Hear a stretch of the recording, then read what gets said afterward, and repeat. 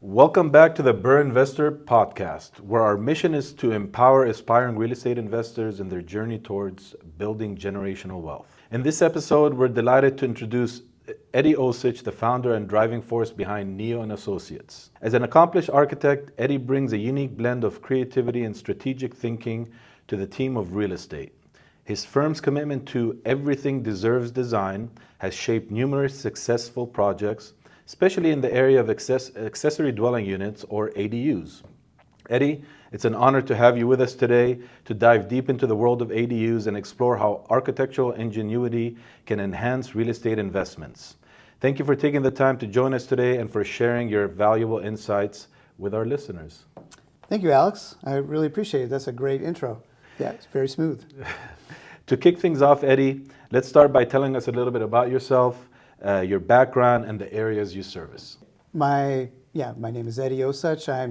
I've been running Neo and Associates now for almost 10 years. We do everything from commercial to residential units and everything in between. And we service a lot of areas. We're doing work right now in Southern California and Las Vegas. Wow. And we're also working on some projects in Austin, Texas. So we've really branched out. Very cool. Yeah. So your team is pretty spread out. You have, I believe, someone in Las Vegas that's on your team as well, because we connected with a few weeks ago, right? Yes. The great thing about having being a remote, we've always been a virtual office. Okay. Long before COVID, when we first started out, we just didn't want to drive anymore. So and the internet was capable of handling us, so we really took advantage of that and worked with our team to do that. And it's really brought a sense of efficiency and coordination with clients. And so I have people in Washington State and Texas, Nevada, Northern California. So yeah, kind of a little bit mostly on the western half of the U.S. Very cool. Yeah. So tell me, what differentiates you from other architects? We really pride ourselves in working with the client and making an iterative process where we go back and forth and we really connect with what the client is looking for. And we become the steward for the project, and we take it all the way to the end and make sure that they get to their ready to issue moment, the champagne magical time when they get their building permit. And we take them all the way to the end. That's Okay. what we pride ourselves on, and I think it does make us unique in that matter. And I can attest to that, with the experience that we've had working together with, the clients that you've been supporting, that I've sent your way. One of the biggest things is you're very, very client-centric, and that's really hard to find nowadays. And whether you're working with a homeowner or a real estate investor, having somebody that you can trust on your team is crucial. However, it's hard to find. So I'm grateful to have met you, and it's been a great journey so far. Oh, thank you. That's one of the things that the client interaction. It's really top notch of what is important to us. I'm glad you feel that way. Absolutely. Yeah, we make it a prerogative. So let's move into ADUs. That's going to be the topic of today's discussion. Could you explain to our listeners what exactly an ADU is and its role in the current real estate market? Well, an ADU is an accessory dwelling unit. It's an additional structure to an existing site. But there's so many different flavors after that. It sounds so simple on the top, but I'm just describing the tip of the iceberg. It goes further and further in depth. And what it provides for clients and homeowners is the possibility of having additional income for the site, being able to rent out that property on its own separate merit. You don't need to apply for having a new unit. You have one, and you don't have to be zoned for it. All of Southern California is zoned for ADUs. So it gives you so many benefits without having to add like an apartment unit. And also, beyond that, there's even more and more flavors. It keeps going. But that's the first round, is the additional income. The second one is also, I've had clients now that we're moving into this age where the real estate is so expensive and it's difficult for generations, I'm getting a lot of let's put the last generation or the latest, the grandparents want a place to live, or the other way, the kids need a place to live. So it becomes a generational kind of solution for the family to build an ADU. Yeah, I mean, when it first started, my understanding is when ADUs first came about, it was mainly for that, like an in-law suite, grandma suite, or kids coming back from college to have that extra space to stay with mom and dad until they find their own place. It was more, tied with as a primary residence versus like an extra source of income. And throughout the years, it's evolved, and now it's a big source for investors as well. Because as you mentioned, now you can rent it out, and you can get definitely more livable space or source of income. I wanted to, I know there's a couple different variations of ADUs. I hear about an ADU, a junior ADU. Can you touch a little bit on that? Yes, an ADU is new construction. Okay. That's the easiest way to look at it. You can have attached or detached, but it's new construction. Yeah, so you're pouring new foundations, you're adding square footage, you're making a project larger. What a JDU is it's cutting up some of the existing square footage and turning it into a rentable unit.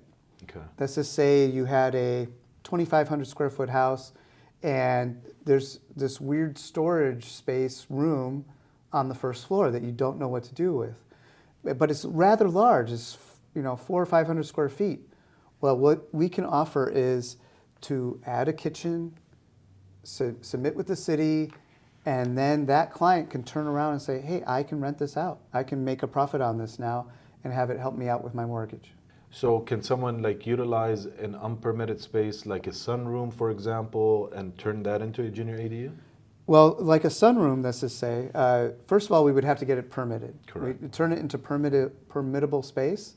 But at the same time, as an architecture firm, what we can do is we can submit it as permittable and let's keep going. Let's make it the JD. Got it. So by being a full-fledged architecture firm, we can offer both of those processes and get the client all the way to the finish line, not just halfway there. So from beginning to end. Beginning to end. There you go. We'd love to take people on the journey. That's what it's all about. That's what it's all about. So one of the biggest questions that I hear out there, from clients or other investors is how big of an ADU can one build? And, does that vary from, one area to another?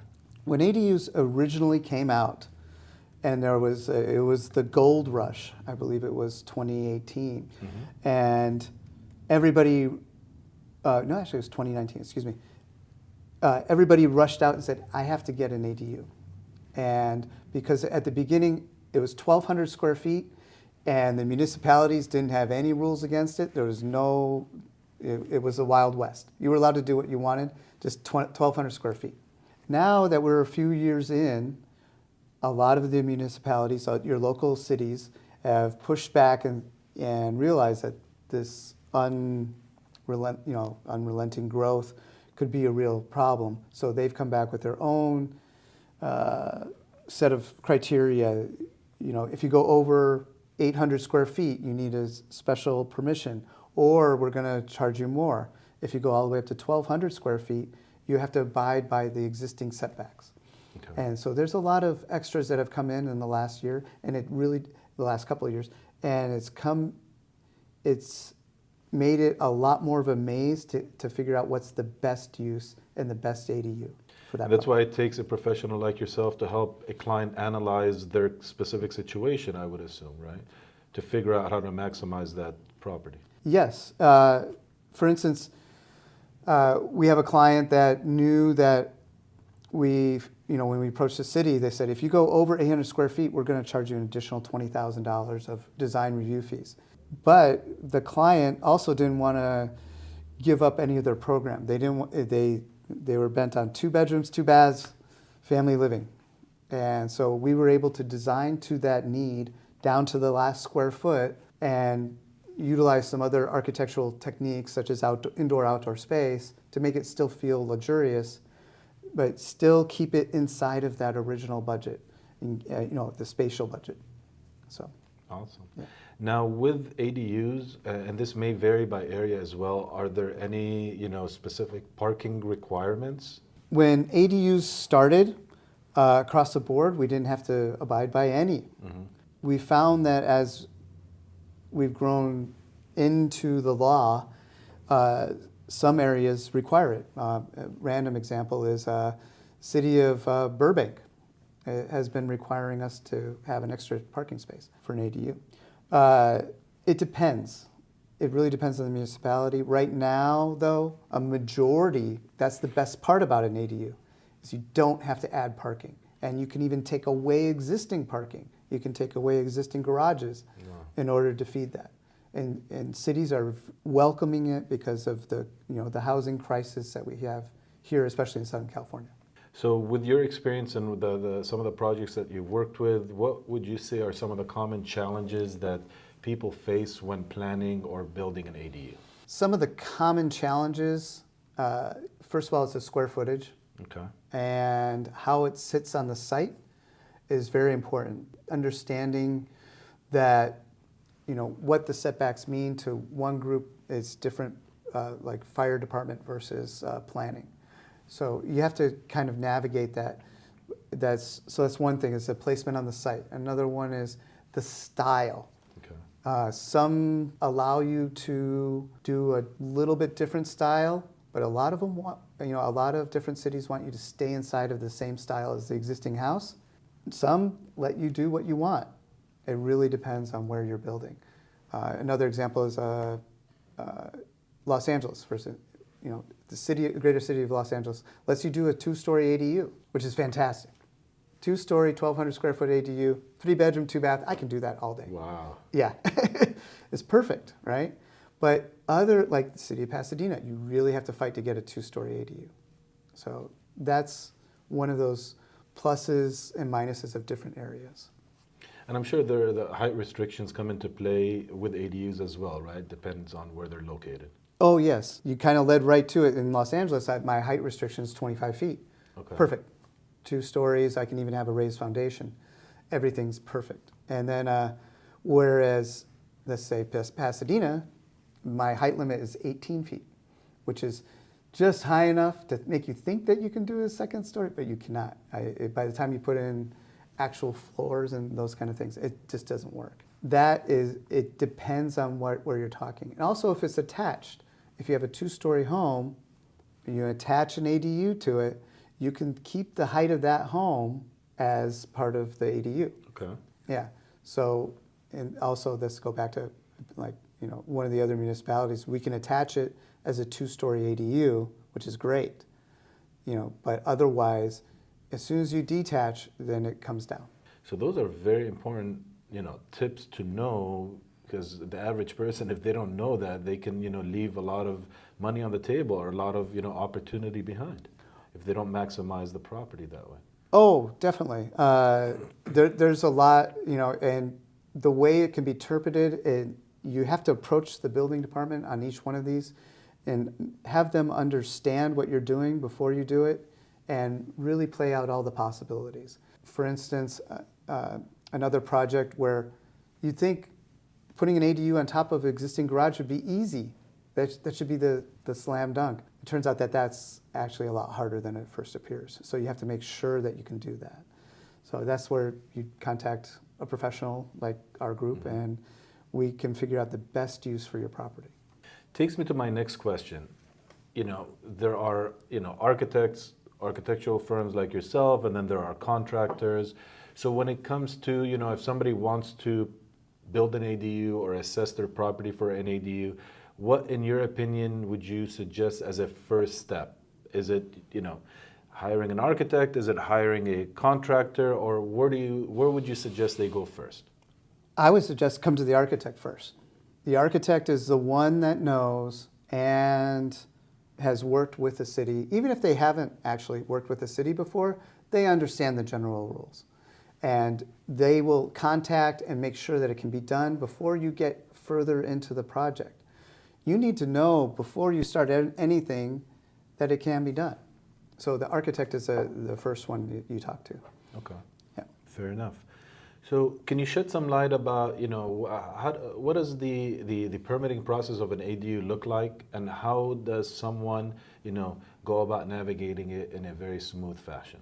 First of all, the way the process looks like is a lot of cities have it submitted as its own special kind of line. Actually, some cities have hired an in-house ADU expert to help facilitate the process. In that line, you don't have to go to typical planning and make sure it's okay and then go to building.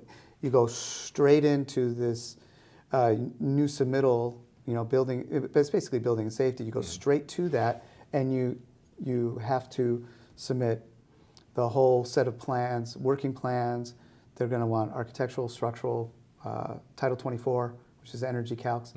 And the whole thing is submitted usually online, and then it goes through their internal review process, and it goes back to your architect. They review and take care of all the corrections, resubmit it, and then you get closer to your magic champagne moment where you're given your, ready to issue your permit. And so you work together with your architect, and we've seen that process be anywhere from 4 months to 6 months.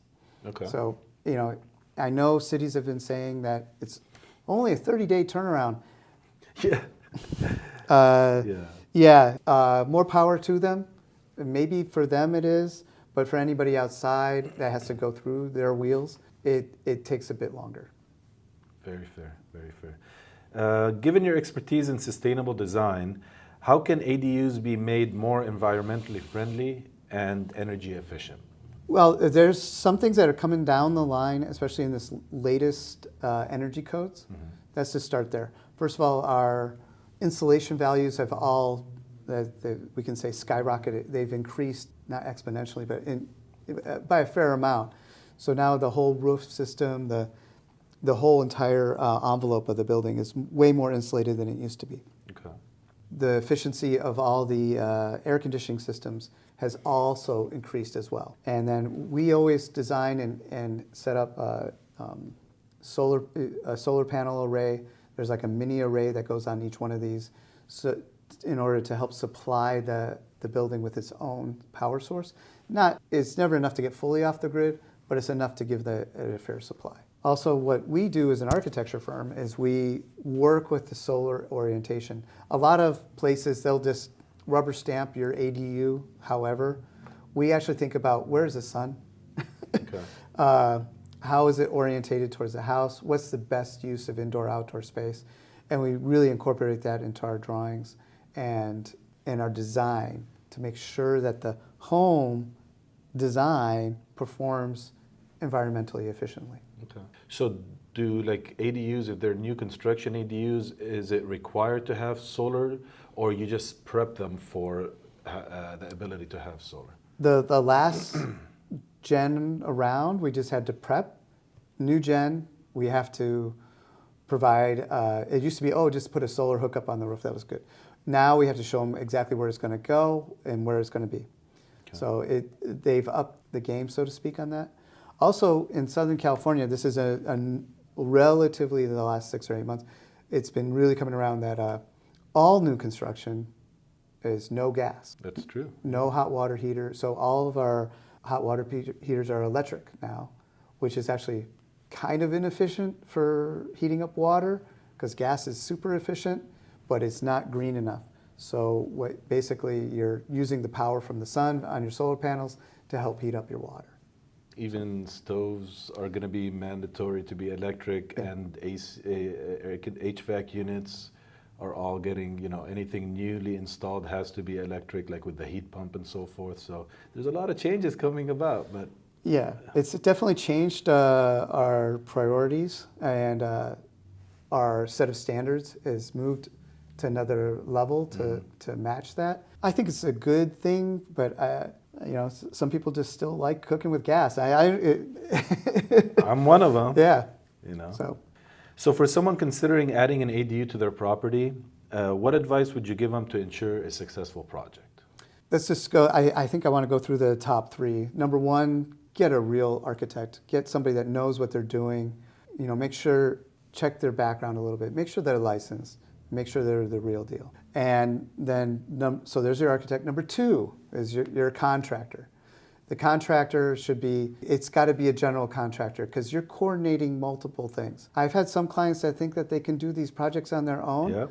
And 6 months in, they're exhausted, they have holes in the ground and a little bit of concrete. And they're done. And it's just something that they should, really consider in the beginning to help themselves out. Realize, okay, there's a few analogies for this.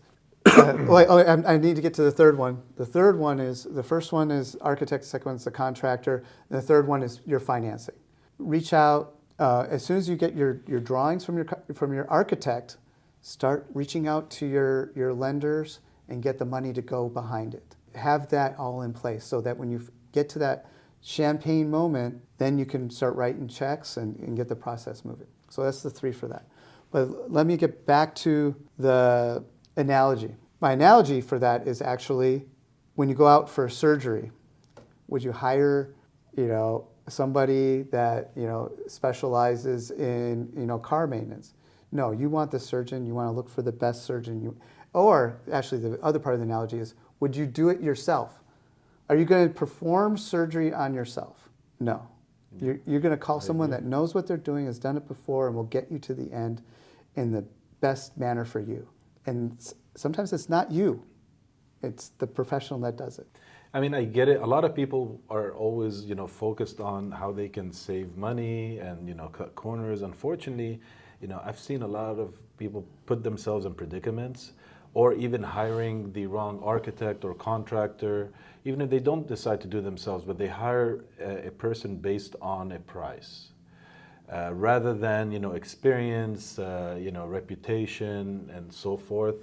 It really makes a difference. It's sad. I've heard a lot of horror stories about that, and it truly comes down to having the right team, architect, contractor, sometimes your CPA or lawyer for legal advice and financial advice, and also the right lender to provide you the funding for a project like that. I mean, not many people are aware that you can actually fund these projects utilizing loans, specific loans that applies for ADUs or for new construction, versus having to fork out the money themselves. So there's a lot of ways to do that. And when you do, if you're going to obtain a loan, you have to go through the process of hiring professionals, licensed professionals, like you mentioned, and like yourself and your firm. So that's my opinion. That's my take on it. I've been burnt in this industry with all the experience, so I really know how it is. Yeah. Well, just to finish that out, I do, and it could be a whole separate topic.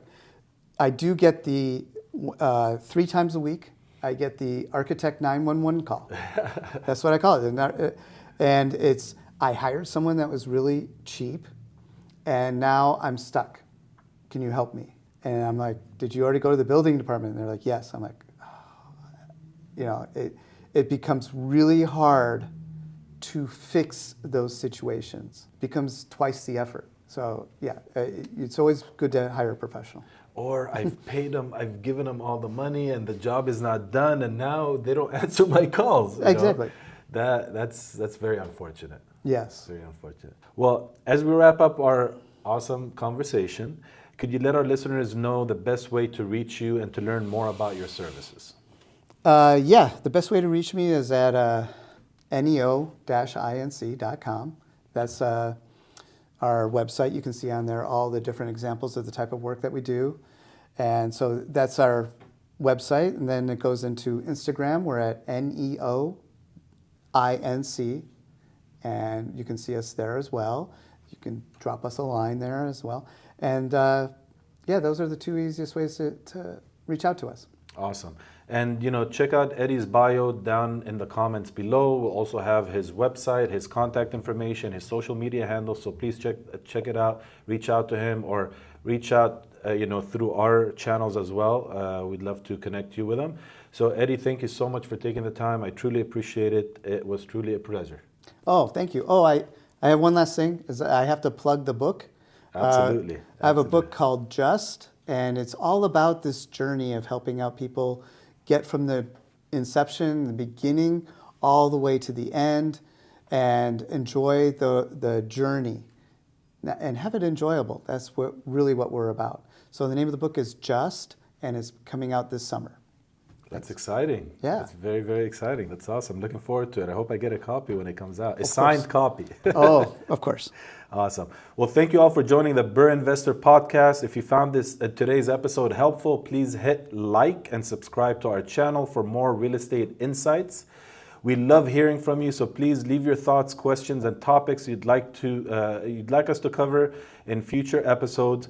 Be sure to check out our website, theburrinvestor.com, and also check us out on social media at Alex Nale and at the Burr Investor. My name is Alex Nale. I'm your host, and stay invested. Until next time.